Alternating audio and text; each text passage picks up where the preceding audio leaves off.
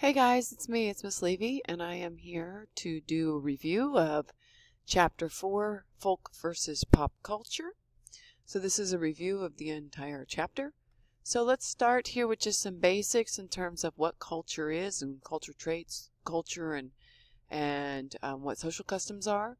So when we look at culture and what it actually is, this is the customary beliefs, the social forms and norms, and material traits that together make up the distinct tradition of a group of people.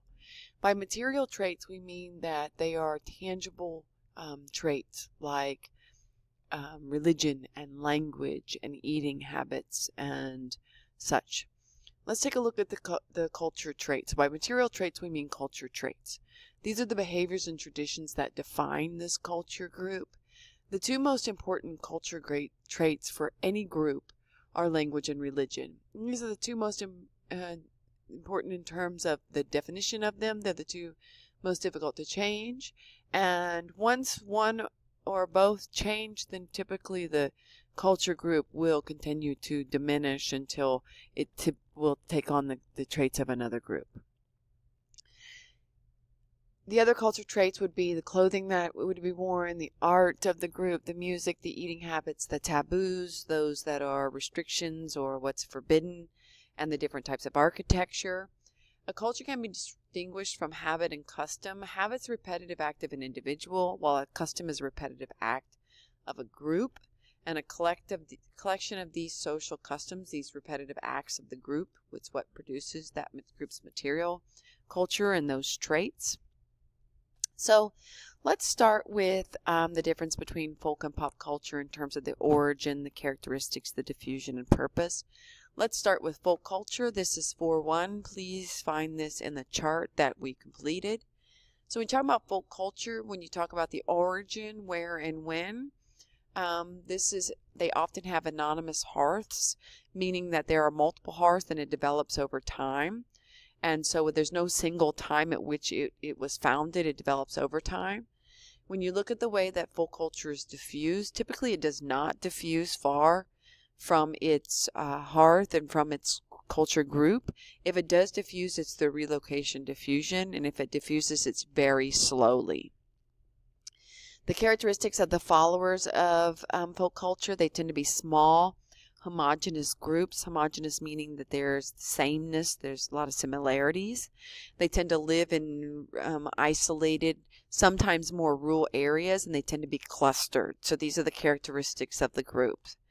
And the purpose of folk culture is to preserve the traditions, the culture, the stories, and the history of a culture group. And over time, folk culture is more likely to vary from place to place at any given time. So at this point in history, in this moment on this day, the folk cultures of the Aborigines would be very similar from very different from the folk culture of the Amish and the folk culture of Native American groups, folk culture of the Maasai tribe in Kenya, and far different from the indigenous groups in the Amazon rainforest, and far different from the Bavarians in Germany. So at any given time, they vary from place to place. That's because they're isolated, and so there are a lot of differences. On the complete opposite of this would be pop culture. So popular culture, this is what most of us embody. These are the trends to which we subscribe. They dictate much of our vernacular in terms of how we speak, the way we do our hair, the music we listen to, the architecture, our mannerisms, all that we think is hip and cool. And so when we look at pop culture in terms of its origin, where and when, most often pop culture is a product of the people and the corporations in MDCs. And this is because industrial technology has permitted the uniform reproduction of objects in large quantities. Mass production allowed for things to be made more cheaply and much more quickly, which meant more people could have access to them, like Nike tennis shoes or an Apple iPhone. It usually stems from a person or a corporation of influence, like the Kardashians and One Direction, or the Justin Bieber, that haircut. That's all person of influence. How does it diffuse? It diffuses through hierarchical diffusion from the hearths or nodes of innovation. It tends to be much more rapid, especially today. It's more rapid than ever because of social media and advances in technology. It's accelerated this diffusion, things like the internet, the radio, television, social media. Characteristics of the followers, complete opposite of folk culture, in that these tend to be large, heterogeneous societies. Heterogeneous meaning diverse, very different. The point of it is to appeal to a variety of groups, so therefore the characteristics are from a large variety, global in its appeal. It's widely distributed. They share habits despite differences in other personal characteristics. So you might have various races and various ethnicities in various locations, but they may all love One Direction, or they all may wear Nike Air Jordans, or they may all want to drive a Lamborghini, and they all might want a Prada purse. All of this is part of pop culture. Purpose of pop culture is to make money and gain fame, and over time, pop culture is much more likely to vary from time to time at a given place. So at this point in history, our pop culture sitting in Winter Park, Florida, is very similar to what the pop culture would be in Paris, France. But it would be very different from 1985 than to this moment in history today. Next, let's look at why is folk culture isolated?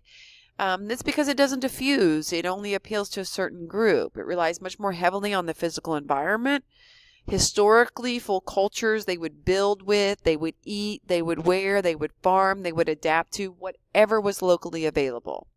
So that's why you see a lot of wood houses or log houses in the Northeast, because all that wood and that log was available in the Northeast. You see a lot of adobe houses in the West because that sand and the mud and the clay was available in the Southwest.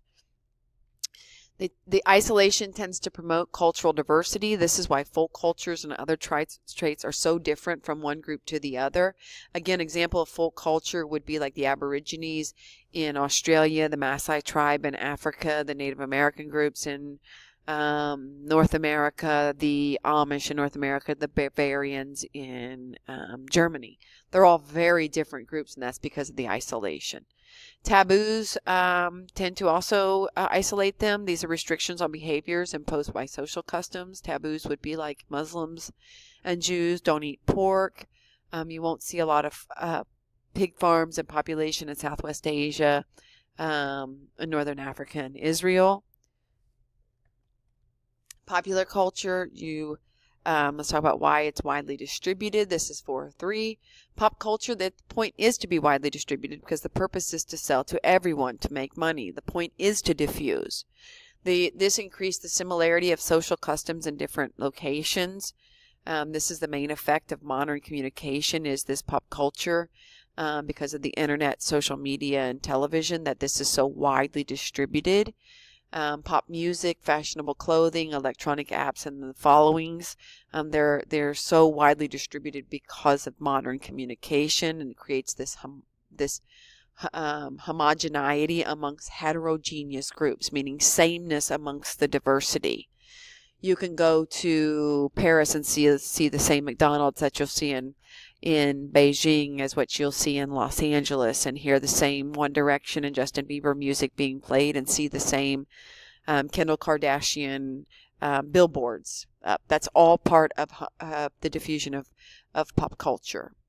Clothing in Western countries has been strongly defined by job, people's income, and the awareness of fashion trends in all areas, whereas in folk culture it's determined much more by the climate and what's locally available. TV is diffused to more wealth, from more wealthy to less wealthy. This is the same pattern with the internet, only the internet is happening much faster because you need a lot less infrastructure to spread the internet. And women and people in DCs and LDCs, because of the influence of pop culture, they're gaining many more opportunities like jobs and education outside of the home, because of the exposure of different ideas. And finally, let's talk about the impact of culture. This would be 4.4. All cultures impact the environment, from folk culture to pop culture. While folk culture, they do want to preserve the environment because they're more reliant on it. they do affect the environment. So slash and burn farming in the Amazon, they're still affecting the environment by slashing and burning and farming. Pop culture, because of the mass consumption within pop culture, you see a much more rapid increase in the need for natural resources because we're consuming so much more quickly. We need those natural resources to build what we consume. Pop culture tends to promote a much more uniform landscape. That means that the cultural landscape, the built landscape, what you look at and you see that has been man-made and manipulated by man, is becoming much more uniform, much more of the same. You see the same stores, the same grocery stores. You tend to see English on billboards throughout the world. You tend to see the same people, same celebrities, same music being played. This is all because of this desire to appeal to everyone. Because of this, it depletes the scarce resources and it increases pollution. This is one of some of the side effects, the negative side effects of pop culture is depleting these scarce resources because we're consuming so much more, and the increased pollution because, again, we're throwing away what we've been consuming to consume more. And let's take a look at factors that strengthen and weaken folk culture.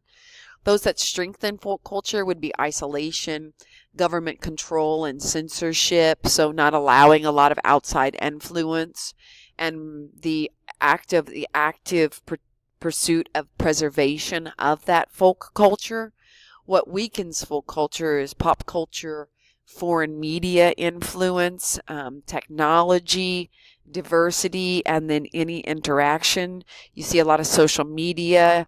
That's why you see government control in a lot of these countries where they don't allow people to have access to the internet. They don't have access to things like Facebook and Instagram because they don't want that interaction. Because once there's interaction within folk culture by pop culture, then they could begin to shift to pop culture.